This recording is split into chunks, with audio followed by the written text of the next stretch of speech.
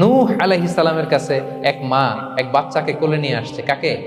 বাচ্চাকে কোলে নিয়ে এসে নূহ আলাইহিস সালামকে বলে, ইয়া নবী আল্লাহ নূহ উদউ আল্লাহ আলা, আমার বাচ্চাটার জন্য একটু দোয়া করেন যাতে আল্লাহ তার হায়াত বাড়ায় দেয়। তো নূহ আলাইহিস সালাম বললেন, কাম উমরুহ, বয়স কত তোমার বাচ্চার? বলে সালাসু মিআ সানা, 300 বছর।